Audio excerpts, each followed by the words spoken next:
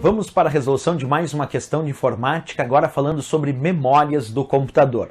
Acompanhe comigo a leitura da questão. O armazenamento de informações em computadores é feito pela utilização de dispositivos chamados de memória, que as mantém de forma volátil ou permanente.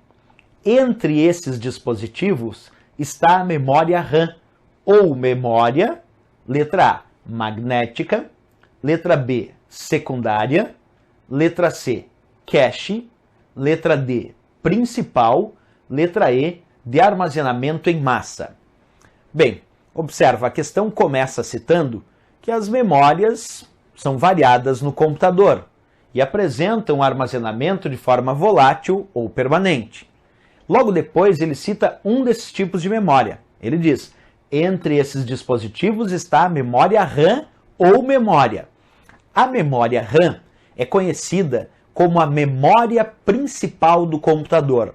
Ela é uma memória volátil que armazena os dados somente enquanto esses dados estão sendo processados. Essa memória RAM, justamente por essa característica, ela tem como função armazenar os dados que estão sendo processados, os dados que estão em processamento, é que ela foi chamada de memória principal. Portanto, quando vamos estudar a memória RAM, temos que lembrar de algumas características. Por exemplo, a memória RAM tem como sua sigla memória de acesso aleatório. Segundo, a memória RAM é volátil. Volátil, porque ela perde os dados na ausência de energia elétrica. Exemplo, quando tu desligar o computador, todos os dados que estavam na memória RAM serão apagados. Terceiro ponto, a memória RAM é a responsável por manter os dados que estão em processamento, que estão sendo processados. E outro ponto importante, em função disso, manter os dados que estão em processamento, manter os dados que estão sendo processados, a memória RAM recebe um apelido, ela é chamada então de memória principal do computador.